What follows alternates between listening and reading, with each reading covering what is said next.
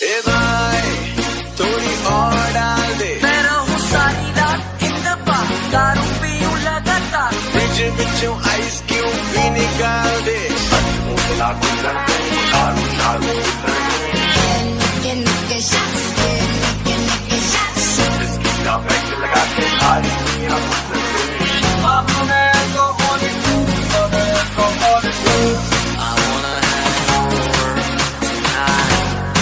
तुमने कभी ना कभी तो न्यूज़ पढ़ी होगी कि अल्कोहल पीने से लोगों की मौत हो गई है।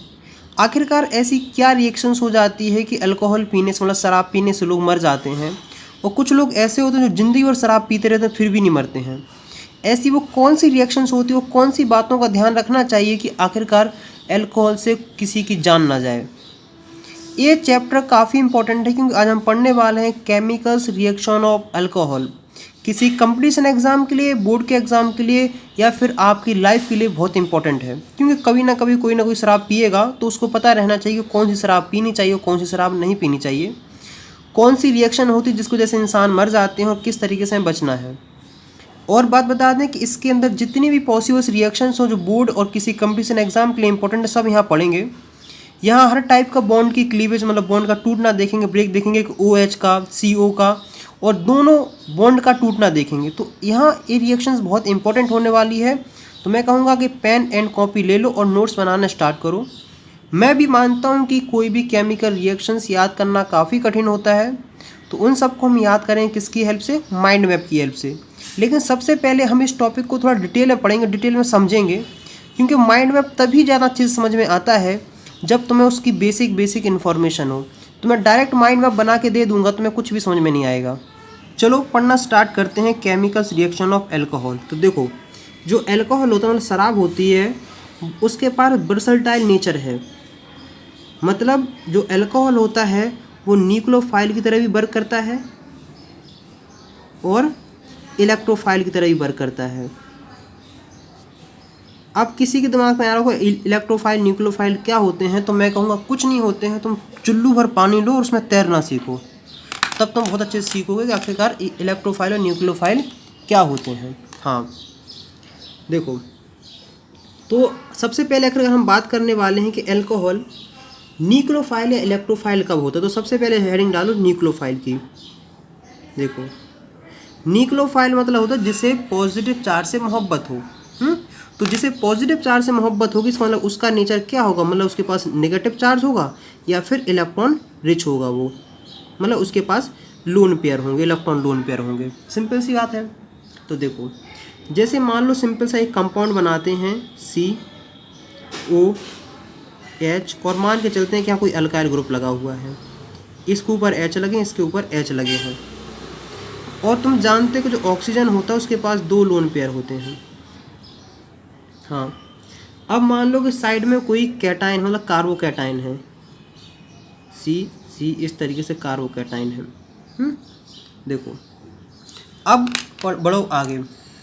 बात सिंपल सी है कि अगर कोई यहाँ क्या करता है, अटैक करता है, तो अल्कोहल जो वर्क करेगा वो करेगा न्यूक्लियोफाइल की तरह, और जब कोई यहाँ अटैक करेगा तो बॉन्ड A वाला ब्रेक हो जाएगा। समझे कि नहीं समझे? तो अगर तुम इसमें एक चीज़ और देखोगे कि अगर किसी कंपाउंड में से H+ रिलीज़ होते हैं तो किसकी तरफ बिहेव करता है, वो बिहेव करता है एसिड की तरह। तो इसका मतलब ये है कि यहाँ ये एसिड की तरह भी बिहेव करेगा। क्यों? क्योंकि इस बॉन्ड का टूटना मतलब H बाहर निकलना, H+ के बाहर निकलने का मतलब होता है एसिड की तरह वर्क करना। इतनी अभी सिंपल सी बातें याद रखो। अब देखो, हम बात करते हैं इलेक्ट्रोफाइल के ऊपर। इलेक्ट्रोफाइल मतलब जिसे नेगेटिव चार्ज से मोहब्बत हो। नेगेटिव चार्ज से मोहब्बत किसे होगी, जो खुद पॉजिटिव चार्ज हो या जो इलेक्ट्रॉन डिफिशिएंट हो। समझे कि नहीं समझे? इतनी बेसिक सी बात समझ में आ गई है कहीं? तो अगर देखो, मान लेते हैं कि कंपाउंड है RCHO और H, ये मान इसके पास लोन पेयर है। अब हमें क्या करना है कि मान लो हमारे पास कोई Br- है, अगर कोई इसकी यहाँ अटैक करता है तो इसका मतलब है कि जो क्या होगा, जो बॉन्ड जो कहलाएगा वो कहलाएगा इलेक्ट्रोफाइल, मतलब यहाँ अल्कोहल इलेक्ट्रोफाइल की तरह वर्क करेगा। और इस समय बॉन्ड का ब्रेक का होगा इसका। अगर किसी कंपाउंड में से OH ब्रेक होता है, OH माइनस रिलीज होता है, तो इसका मतलब है कि वो बेस की तरह बिहेव करेगा, मतलब वो बेस कहलाएगा। तो मुझे उम्मीद है कि इतनी सस्ती सी सिंपल सी बात तुम्हें समझ में आ गई होगी। अब जो पढ़ने वालों से बहुत ध्यान से सुनना, क्योंकि हम बहुत इंपॉर्टेंट टॉपिक पढ़ने वाले हैं। देखो मैं बताता हूँ कि आखिरकार वो कौन सी वो 3 पॉसिबिलिटी हैं जहाँ से बॉन्ड ब्रेक हो सकते हैं। तो हम क्या करते हैं, सबसे सिंपलेस्ट एक एग्जाम्पल लेते हैं। जैसे देखो हमने लिया carbon, carbon H H H, यहाँ भी H। इस बात को बहुत ध्यान से सुनना, O और H। देखो सबसे पहली पॉसिबिलिटी क्या बन सकती है कि आखिरकार कि O और H का बॉन्ड ब्रेक हो। क्या हो, O और H का अगर बॉन्ड ब्रेक होगा तो निकलेगा क्या, H प्लस अल्कोहल से। अगर किसी जगह से H प्लस निकलता है तो उसका मतलब वो क्या कहलाता है, वो एसिड कहलाता है। पहली पॉसिबिलिटी। अब देखो दूसरी पॉसिबिलिटी है कि आखिरकार A वाला OH वाला बॉन्ड ब्रेक हो जाए। क्या ब्रेक हो जाए, OH वाला बॉन्ड, मतलब बेसिकली कार्बन और ऑक्सीजन वाला बॉन्ड ब्रेक होगा तो OH निकलेगा। तो कार्बन एंड ऑक्सीजन वाला अगर बॉन्ड ब्रेक होता तो निकलेगा OH माइनस। OH माइनस निकलने का मतलब वो बिहेव करेगा बेस की तरह, मतलब अल्कोहल यहाँ बेस की तरह बिहेव करेगा अगर OH निकलता है। अब देखो इसमें तीसरी पॉसिबिलिटी जो हो सकती है वो ये हो सकती है कि देखो यहाँ से OH ग्रुप निकल जाए और यहाँ से निकल जाए H ग्रुप। क्या निकल जाए, OH ग्रुप निकल जाए एंड H प्लस यहाँ से निकल जाए, तो यहाँ से निकलेगा वाटर। और ये रिएक्शन कहलाएगी डिहाइड्रेशन, क्योंकि अल्कोहल में से वाटर निकलना होना, मतलब किसी भी कंपाउंड में से वाटर निकल जाने को हम डिहाइड्रेशन कहते हैं। और कभी कभार तुमसे भी कोई बीमार होते हो तो कहता होगा कि आखिर तुम्हें डिहाइड्रेशन हो गया है, पानी की कमी हो गई है। तो बेसिकली क्या होता है, अगर किसी कंपाउंड में से हम वाटर के मॉलिक्यूल्स निकाल लेते हैं तो उसे बोलते हैं डिहाइड्रेशन। तो इन तीनों टॉपिक को हम बहुत अच्छे से पढ़ेंगे, एक एक बात सुनते जाना बहुत ध्यान से। तो चलो वह स्टार्ट करते हैं। सबसे पहले स्टार्ट करते हैं इसका बॉन्ड ब्रेक होना, मतलब OH का बॉन्ड जब ब्रेक होता है। अब स्टार बना के लिखो, reaction involving the cleavage of oxygen hydrogen bond. देखो क्लीवेज मतलब होता है किसी चीज़ का ब्रेक हो जाना, मतलब ब्रेक डाउन हो जाना। तो बेसिकली हम यहाँ पढ़ने वाले हैं O एंड H के बीच के जो बॉन्ड ब्रेक होगा। अगर ऐसी कंडीशन हो रही है तो इसका मतलब है जो अल्कोहल है वो एसिडिक कैरेक्टर शो करेगा। एक बात बता दें, जो अल्कोहल होता है ना वो एसिड होता है लेकिन वीक एसिड होता है। याद रखना, एसिड होता है लेकिन बहुत वीक एसिड होता है। इतना वीक एसिड होता है कि पानी से भी वीक एसिड होता है। आगे पूरा डिटेल में समझाएंगे। तो सबसे पहले उसमें हेडिंग डालो रिएक्शंस विद एक्टिव मेटल। तो सबसे पहले दिमाग में आता है कि आखिर कौन कौन से एक्टिव मेटल के साथ रिएक्ट करता है। तो सोडियम हो गया है, पोटेशियम हो गया, मैग्नीशियम, एल्युमिनियम, बाकी भी और कुछ है, उनसे अपने मतलब नहीं है। लेकिन अगर मैं तुमसे सिंपलेस्ट एक चीज़ पूछूं कि जब तुम 9th या 10th में पढ़ते हो कि एसिड की रिएक्शन अगर हम मेटल के साथ करते हैं तो क्या बनता था, तो तुमने एक चीज़ याद रखी होगी कि उसमें से हाइड्रोजन गैस निकलती थी। तो सेम टू सेम काम यहाँ भी होने वाला है। जैसे हमने मान लिया अल्कोहल OH, इसकी रिएक्शंस करा दी हमने किसी भी एक मेटल से, मतलब सोडियम से करा दी है। तो कंपाउंड पता क्या बनाएगा, RONA प्लस H2 गैस। हम क्या करते हैं, एक सिंपल सा एग्जाम्पल ले लेते हैं। CH3CH2OH प्लस Na, कंपाउंड बनेगा C2H5ONA प्लस H2 गैस। इसका नाम पता क्या होगा, सोडियम इथ ऑक्साइड। इथ मतलब इतना और ऑक्साइड इसके साथ है तो इथ ऑक्साइड इसका नाम है। देखो अब क्या करते हैं, हम दूसरी रिएक्शंस देखते हैं। एक एग्जांपल और लेते हैं, जैसे COH CH3 और CH3, इसकी रिएक्शन कराते हैं हम एल्युमिनियम से। तो तुम्हें कुछ नहीं करना है, सिंपल सा ए वाला बॉन्ड ब्रेक कर देना है। तो कंपाउंड बनेगा CH3CO CH3 और क्या आ जाएगा, इसके साथ आ जाएगा Al और निकलेगी हाइड्रोजन गैस। तो मुझे उम्मीद है कि इतनी सस्ती सी सिंपल सी बात तुम्हें समझ में आ गई होगी। अभी हाल मैंने थोड़ी देर पहले बोला था कि अल्कोहल एसिड तो होता है लेकिन वीक एसिड होता है, इतना वीक एसिड होता है कि वाटर से भी वीक एसिड होता है।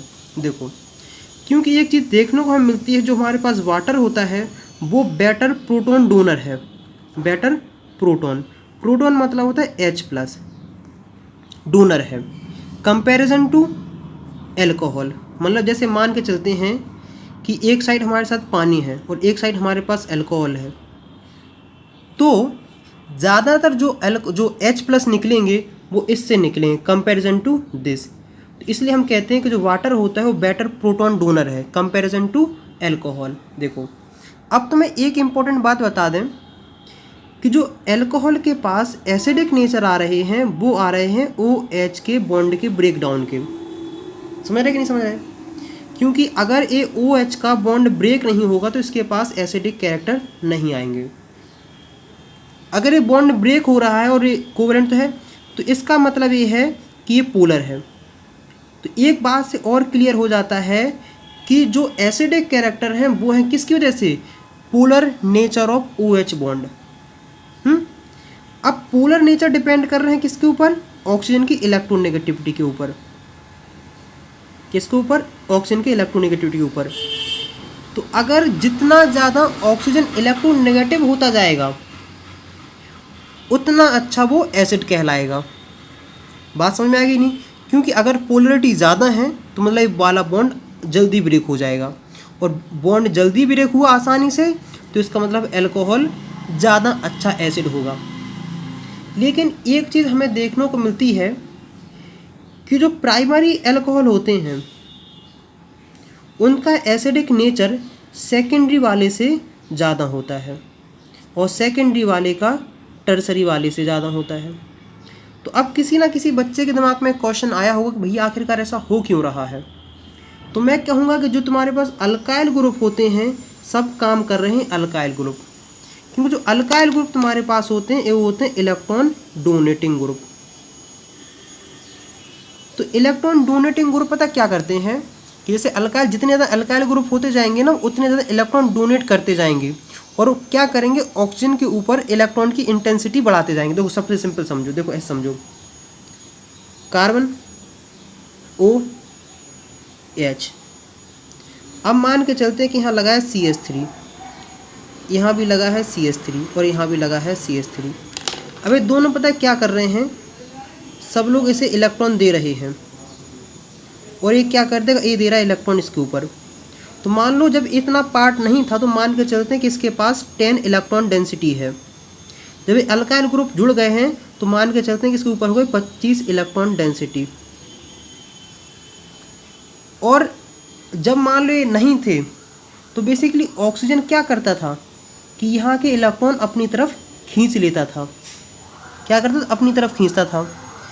अब देखो सुनो, OH, मान लो यहाँ से भी इलेक्ट्रॉन की डेंसिटी आ रही है और यहाँ से अगर इलेक्ट्रॉन खींचेगा तो रिपल्सन बढ़ जाएगा। देखो बात क्लियर हो रही कि नहीं हो रही? सबसे पहले ये समझो कि हो रही कि नहीं हो रही। देखो ये कार्बन पता है क्या करेगा? इसके ऊपर इलेक्ट्रॉन डेंसिटी इंक्रीज कर देगा। जब इसके ऊपर इलेक्ट्रॉन डेंसिटी इंक्रीज कर देगा तो जो इलेक्ट्रॉन की शिफ्टिंग होगी वो इस साइड नहीं हो पाएगी। जब इलेक्ट्रॉन की शिफ्टिंग यहाँ नहीं हो पाएगी तो ये वाला बॉन्ड लेस पोलर होगा और जितनी कम पोलरिटी होगी उतना स्ट्रॉन्ग बॉन्ड होगा और उतनी ही मुश्किल से ये OH वाला बॉन्ड ब्रेक होगा। समझे कि नहीं समझे? तो अगर किसी, देखो इसलिए प्राइमरी वाला कंपाउंड ए रहा, क्या रहा? HRH। सेकेंडरी वाला हमारे पास ए रहा और टर्सरी वाला हमारे पास ए रहा है। तो अगर मैं किसी अंधे से भी पूछूंगा वो ही बता देगा कि बताओ इलेक्ट्रॉन डेंसिटी किसके केसेस में ज़्यादा इंक्रीज़ हो रही है? पहले इस पे हो रही है, फिर इस पे, फिर इस पे। और जहाँ इलेक्ट्रॉन डेंसिटी अगर इस पे ज़्यादा इंक्रीज़ होती जाएगी तो ये लेस पोलर बॉन्ड होता जाएगा, और बॉन्ड अगर लेस पोलर हुआ तो इसका मतलब बॉन्ड मुश्किल से टूटेगा। अगर मुश्किल से टूटा इसका मतलब है लेस एसिडिक नेचर इसके पास होगा, मतलब लेस, मतलब वीक एसिड बन जाएगा। तो मोर एसिडिक ये होता है, फिर ये होता है, फिर ये होता है। तो इस पैटर्न को याद रखना बहुत इंपॉर्टेंट है तुम्हारे लिए, किसी भी कंपटीशन एग्ज़ाम में कहीं भी पूछा जा सकता है। तो मुझे उम्मीद है कि ये बात तुम्हें समझ में आ गई होगी कि आखिरकार जो अल्कोहल है वो एसिड किसकी वजह से है, वो है इस OH के पोलर बॉन्ड की वजह से। एक बात बता दें कि जो अल्कोहल होता है वो बेस भी होता है।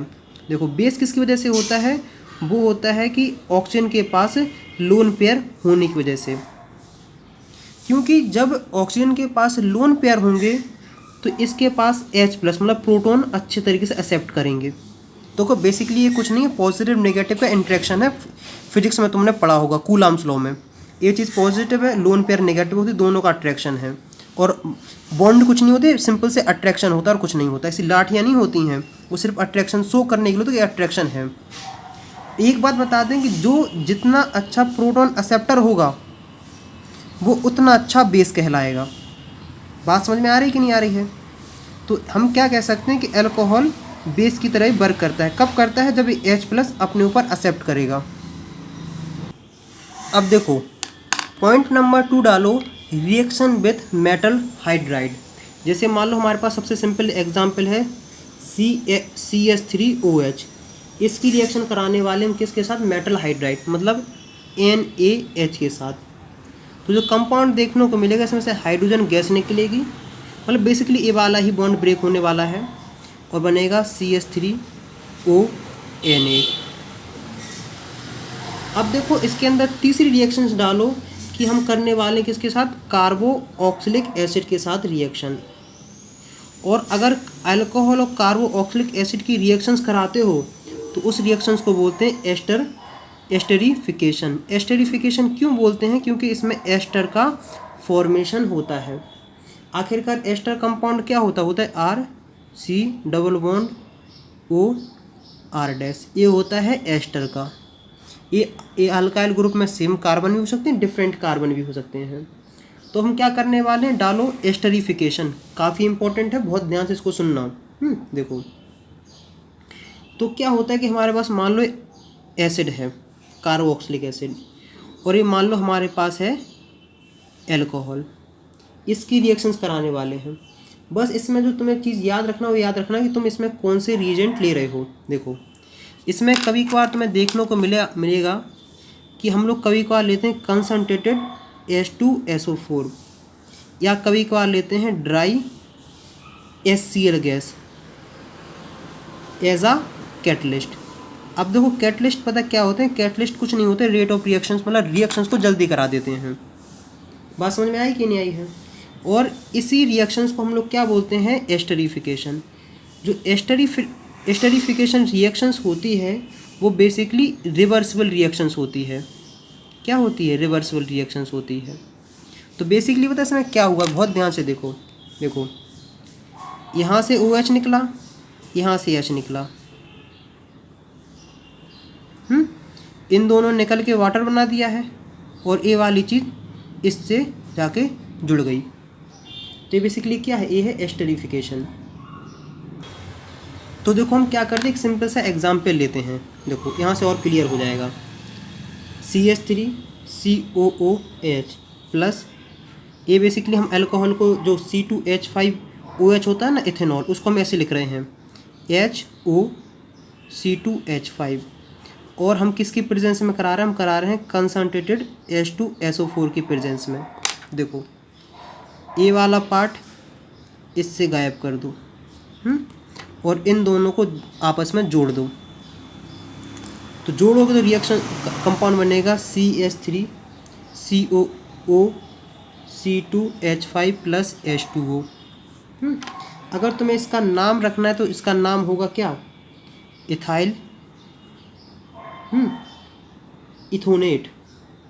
देखो इथोनोएट। बात समझ में आई कि आखिरकार क्या बात कर रहे हैं हम लोग? देखो अब एक चीज़ तुम याद रखना। देखो क्या याद रखने वाली है कि रेट ऑफ रिएक्शंस ये डिपेंड भी करती है कि ये दोनों कंपाउंड बल्की हैं कि नहीं हैं। बल्की मतलब होता है कि उसके ऊपर ज़्यादा उसकी साइज़ होना, मतलब उसके ऊपर अल्काइल ग्रुप ज़्यादा अटैच होना, मतलब किसी न किसी तरीके से उसकी साइज़ बढ़ जाना, उसे कहते हैं बल्की मॉलिक्यूल्स।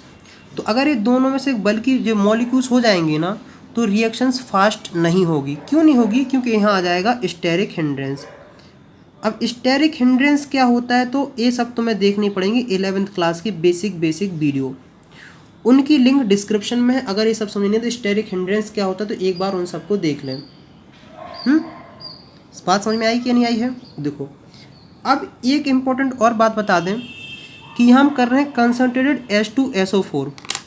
अगर तुम इसी की जगह HCl गैस यूज़ करोगे एज अ कैटलिस्ट, क्या यूज़ करोगे? HCl गैस अगर यूज़ करोगे इसकी जगह तो देखो, तो इसी रिएक्शंस को हम कहना स्टार्ट करेंगे फिशर स्पायर एस्टरिफिकेशन। तो मतलब कुछ नहीं है, सिंपल सी वही रिएक्शंस है, कुछ नहीं, रिएजेंट हमने चेंज कर दिया है। तो यहाँ तक बात समझ में आई? कोई दिक्कत, कोई समस्या मेरे हिसाब से तो नहीं होनी चाहिए। हाँ देखो, अब इसमें एक तुम्हें बता दें, बेसिकली रिवर्सिबल रिएक्शंस है।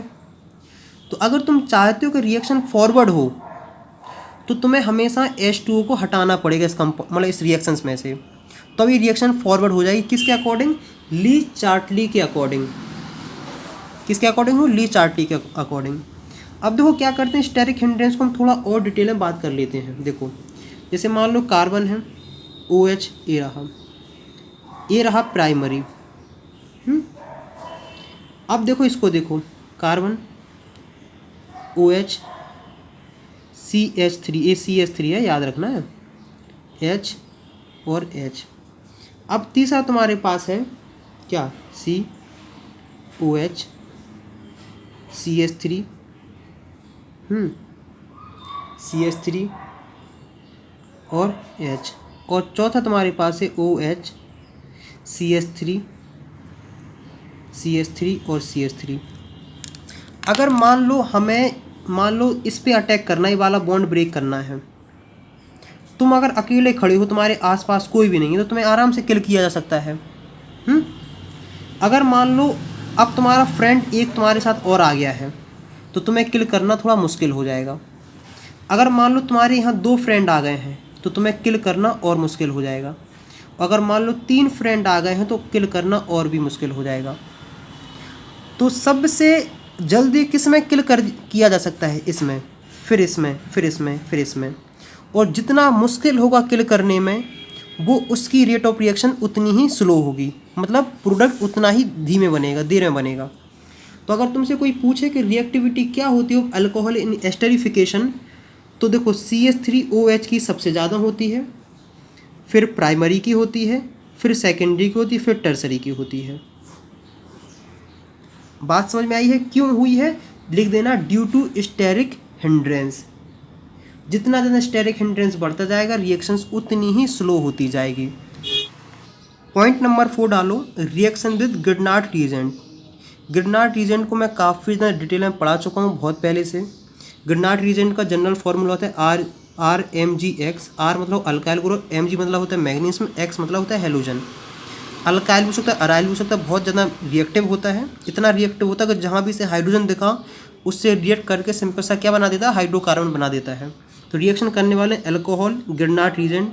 तो गिरनाट रीजेंट का सिंपल सा काम है, जहाँ भी हाइड्रोजन दिखा हाइड्रोजन खींच लेगा अपनी साइड और हाइड्रोकार्बन बना देगा। इसमें से हाइड्रोजन खींचेगा, ये रहेगा और ये कंपाउंड बन जाएगा। तो कंपाउंड देखने को मिलेगा, तो कंपाउंड आएगा C2H6 प्लस, और ये वाला पार्ट इसके साथ आ जाएगा, तो होता है CH3OMgBr। ये रहा कंपाउंड। अब हम बात करते हैं आगे के लिए। तो पॉइंट नंबर 5 डालो जो काफ़ी इंपॉर्टेंट है। पॉइंट नंबर 5 डालो, रिएक्शन विद एसाइल क्लोराइड या एसिड एनहाइड्राइड। देखो सिंपल सी रिएक्शन कराते हैं हम लोग। क्या कराते हैं?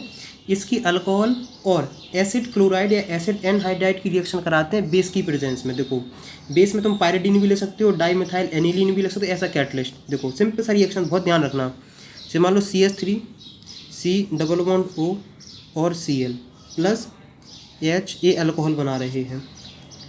CH2 CH3 किसकी प्रेजेंस में करा रहे हैं? पायरिडीन की प्रेजेंस में। देखो अब इस बात को थोड़ा ध्यान रखना है। सिंपल सी बात यह है कि ये वाला बॉन्ड ब्रेक करो और यहाँ से ये वाला बॉन्ड ब्रेक करो, इन दोनों बॉन्ड को ब्रेक करो, इन दोनों को बना दो HCl और ये जो बच्चे हैं इन दोनों को ऐड कर दो CH3 C double bond O CH2 CH3 रहा कंपाउंड। और भी रिएक्शन दिखाते हैं, जैसे मान लो तुम्हारे पास कंपाउंड है CH3 C double bond O और CH3। और कोई अल्कोहल ले लेते हैं HO CH2 CH3। एक बात मैं बता दें कि चाहे इसको ऐसे लिखो और चाहे लिखो CH3 CH2OH, ये दोनों का मतलब एक है, घबराने वाली बात नहीं कि मैंने कुछ अलग लिख दिया है। अगर बेसिक नहीं है तो 11th क्लास की वीडियो देखें, बहुत हेल्पफुल रहेंगी। देखो यहाँ से H निकालो और यहाँ से तुम्हें जस्ट याद रखना है कि जिस कार्बन से ये कार्बन है इसके जस्ट बगल वाले मतलब ऑक्सीजन और कार्बन वाला बॉन्ड ब्रेक करना है। तुम ए वाला ही ब्रेक कर सकते हो, ए वाला ही ब्रेक कर सकते हो, जो तुम्हारी मर्जी है। तो हम क्या करेंगे, हम यहाँ से ऐसा ब्रेक कर देंगे और ये रहा। क्योंकि बेसिकली इतना समझ लो कि ये जो ग्रुप है ये कौन सा ग्रुप है, RCO वाला ग्रुप चाहिए हमें। इसको अलग कर दो और इसको अलग कर दो, मतलब ये जो पूरा कंपाउंड है ना, यहाँ अगर यहाँ भी ऑब्जर्व करोगे ना तो बेसिकली RCO वाला ग्रुप ही तो रिमूव हुआ है, हटा है, तो वही हटाना होता है। तो जो कंपाउंड में देखने को मिलेगा कि इसको इसके साथ भेजोगे तो कंपाउंड, देखो इससे जो कंपाउंड बन रहा है ये रहा, देखो HOC double bond O CH3। अब देखो इससे जो कंपाउंड बन रहा है वो A बनेगा। तो देखो A वाला कंपाउंड हम यहाँ लिखते हैं CH3 C double bond O CH2 CH3। तो यहाँ तक कोई दिक्कत, कोई समस्या मेरे हिसाब से तो नहीं होनी चाहिए। देखो अगर तुम यहाँ ऑब्जर्व करोगे तो ये क्या है, ये रहा कार्बोक्सिलिक एसिड। अगर यहाँ देखोगे तो इस ये कौन सा बना है, ये बना है एस्टर। तो कोई दिक्कत, कोई समस्या मेरे हिसाब से तो नहीं आनी चाहिए। अब किसी के दिमाग में ये भी क्वेश्चन आ सकता है कि भैया आपने यहाँ इसके साथ पायरिडीन क्यों यूज़ किया है। तो बता दें पायरिडीन जो होता है वो होता है बेस होता है और इस रिएक्शन में फॉर्मेशन हो रहा है HCl का। तो HCl बेस की रिएक्शन होकर इसे न्यूट्रलाइज कर देता है। तो ये रिएक्शन जो पायरिडीन होता है वो रिएक्शन को फॉरवर्ड डायरेक्शन में और ज़्यादा प्रमोट करता है। तो इस तरीके से भी याद रख सकते हैं कि हमने पायरिडीन क्यों यूज़ किया, क्योंकि एसिड को न्यूट्रलाइज करने के। एसिड जब न्यूट्रलाइज होगा तो रिएक्शन और ज़्यादा फॉरवर्ड होगी तो और ज़्यादा प्रोडक्ट बनेगी। तो अब इसके बाद जो इंपॉर्टेंट बात पढ़ने वाले हैं वो है कि आखिरकार अभी जो हमने बॉन्ड की ब्रेक देखी थी वो देखी थी कि O एंड H के बीच का बॉन्ड ब्रेक हो रहा था। अब हम देखने वाले हैं कार्बन एंड ऑक्सीजन के बीच के बॉन्ड का ब्रेक होने वाला है। इस बात को बहुत ध्यान से देखना और बहुत इंपॉर्टेंट भी है। अगर यहाँ तक कोई बात समझ में नहीं आई हो तो एक बार जाके एक बात के लिए थोड़ा सॉरी बोलना चाहते हैं कि इस वीडियो में जो बाकी का पार्ट है इन्वॉल्व नहीं कर सकते, क्योंकि एडिटिंग करने में प्रॉब्लम आई है जिसकी वजह से वो पार्ट इन्वॉल्व नहीं कर पा रहे हैं। उस पार्ट की लिंक डिस्क्रिप्शन में वहाँ से जाके कवर करें।